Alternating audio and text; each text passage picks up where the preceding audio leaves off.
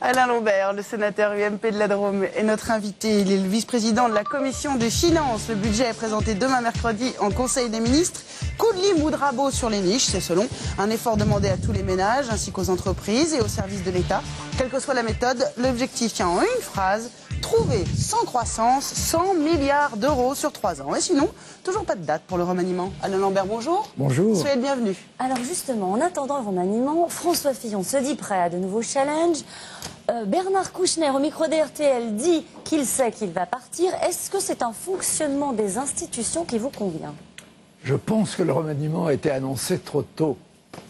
Mais il demeure que François Fillon est en situation de nous dire quel résultat on peut calculer sur la nouvelle gouvernance liée à une présidentialisation renforcée du régime. Donc je trouve que les débats d'aujourd'hui sont intéressants pour mieux connaître le fonctionnement du pays. En clair, qu'est-ce que ça veut dire? Qu'est-ce que vous vouliez dire, monsieur Lambert? Il est en situation pour quoi exactement, François Fillon? Allez-y, je vous en prie. C'est le Premier ministre, probablement, qui a connu la première présidentialisation du régime. Je pense qu'il faut faire le bilan de cette présidentialisation, à laquelle je ne suis pas favorable, personnellement.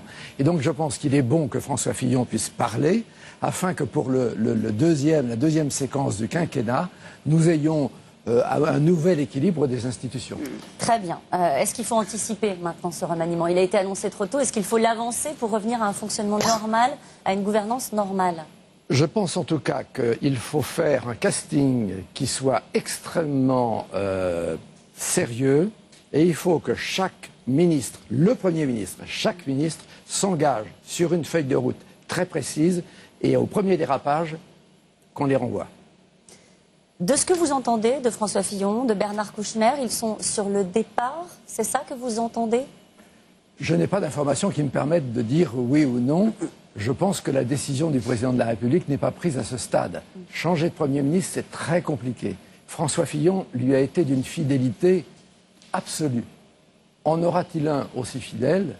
Cette question, pour lui, est sans doute au cœur de ses préoccupations. Vous pensez que c'est l'une des principales qualités du futur Premier ministre, d'être fidèle à Nicolas Sarkozy avant une présidentielle? Lorsqu'un président de la République veut être en même temps président et Premier ministre, il ne faut pas que le Premier ministre veuille avoir une autonomie extrême, si vous voyez ce que je veux dire. Donc ça plaide pour quelqu'un qui aurait, on va dire, peu d'autonomie politique?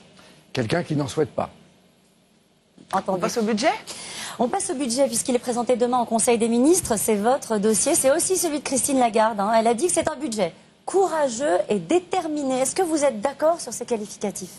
C'est le budget qui doit traduire nos engagements européens. Nous avons promis aux Européens de pouvoir être à 3% du PIB en 2013. Nous aurons 150 milliards de déficit à la fin de l'année 2010.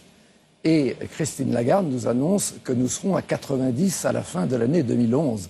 Ça fait moins 60 milliards de déficit. Si nous faisons ça, ce sera un effort extraordinaire. Qui va payer?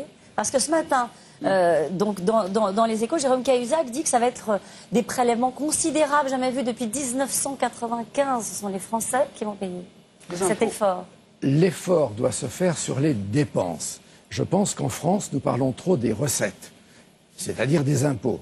Dans la réalité, le mal dont nous souffrons, le cancer dont nous souffrons, ce sont les dépenses. Et donc nous devons faire un effort considérable sur les dépenses. Et puis dans le déficit, il y a deux déficits au fond. C'est comme le cholestérol, le déficit. Vous en avez un qui n'est pas catastrophique, c'est le déficit conjoncturel qui est lié à la crise, et le déficit structurel, qui est celui qu'on aurait même s'il n'y avait pas de crise.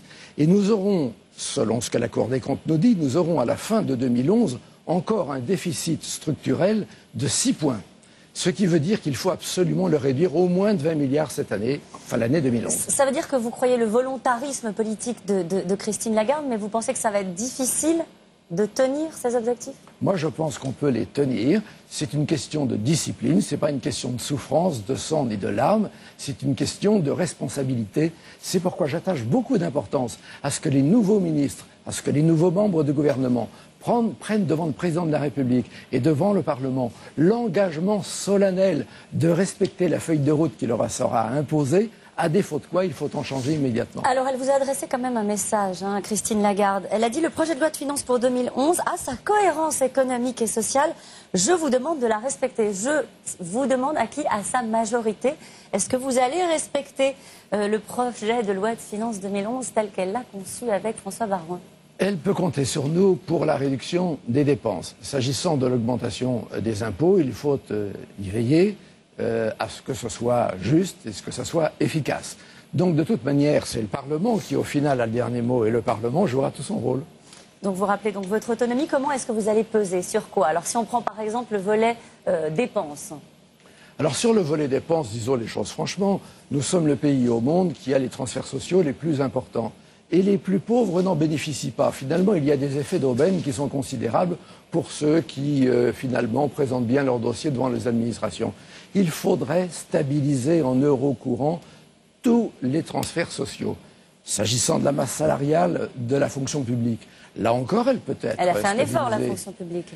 Elle a fait peut-être un effort, mais nous avons la fonction publique la plus nombreuse du monde, là encore. Et il faut impérativement que la masse salariale soit stabilisée en euros courants.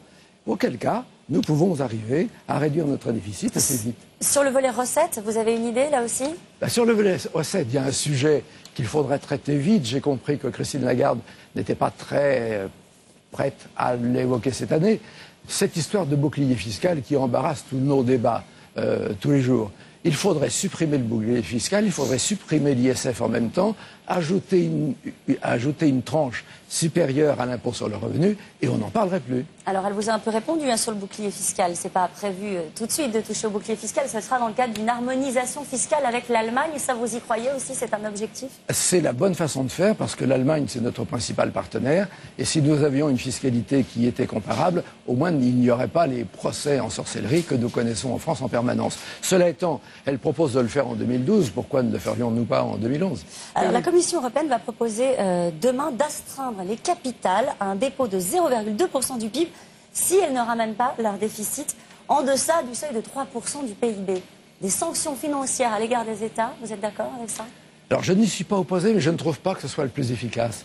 Je pense que le plus efficace, véritablement, c'est sanctionner les pays qui ne maîtrisent pas leurs dépenses et surtout qui ne maîtrisent pas les promesses qu'ils font. Et donc la difficulté, c'est que l'amende arrive au moment où ils ont déjà plus de quoi payer. On passe aux retraites? Oui, un mot sur les retraites au Sénat. Les retraites sont en discussion au Sénat. Est-ce que vous pensez qu'après le Sénat, la réforme des retraites sera tout simplement plus juste? Oui, mais vous savez, elle n'est pas si injuste que ça, contrairement à ce qu'on dit. Il y a une question qui n'est jamais évoquée sur les plateaux et qui m'inquiète beaucoup, c'est la question morale. Est-ce que nous envisageons, en tout cas pour ma génération, de faire payer à nos enfants des pensions que nous ne savons pas financer, en leur renvoyant par la dette, alors qu'ils auront eux-mêmes à assurer leur propre retraite? Je trouve que c'est immoral. C'est une imposture insupportable. Nous allons emprunter cette année 32 milliards pour payer 32 milliards pour payer les retraites de l'année présente. Mais votre génération aura aussi besoin d'avoir une retraite. Et vous allez nous payer à nous une retraite plus élevée que la rémunération que vous percevrez. Tout le monde est à peu près d'accord avec notre ce âge. que vous dites. Ça Tout le n'est monde pas est d'accord. raisonnable. C'est sur le moyen de financer. Mais le moyen de projet financer, retraite. si vous augmentez trop les cotisations, le coût du travail français sera trop élevé et notre économie va perdre en compétitivité. Donc il faut être sérieux, il faut travailler plus longtemps. On va passer au j'aime pas maintenant. Vous allez nous dire si vous aimez ou si vous n'aimez pas Auxerre qui reçoit le Real Madrid et qui va bien entendu le pulvériser. Vous n'aimez peut-être pas le football? J'aime. Alors, vous y croyez, la victoire d'Auxerre? Je crois, Auxerre, oui. Un pronostic? 1-0 serait bien. C'est vrai. Moi j'ai dit 3-2, j'ai été ridicule. 1-0, vous avez raison, c'est mieux. J'aime pas. Le juge Philippe Courroy qui ne veut pas ouvrir d'informations judiciaires dans l'affaire Bettencourt. Wörth Bettencourt. J'aime pas. Il faut qu'il y ait une information judiciaire? Il faut qu'il y ait un juge d'instruction qui soit nommé? Je pense que c'est l'intérêt d'Éric Woerth. Parce que franchement, là, il est le bouc émissaire. Enfin, moi, à sa place, je serais déjà parti, mais bon. Pourquoi? Vous considérez qu'il ne peut pas exercer ses fonctions de ministre du Travail? Pas du tout. Je pense que c'est sa fonction ministérielle qui le rend finalement l'objet d'attaques permanentes et que ça devient insupportable pour lui.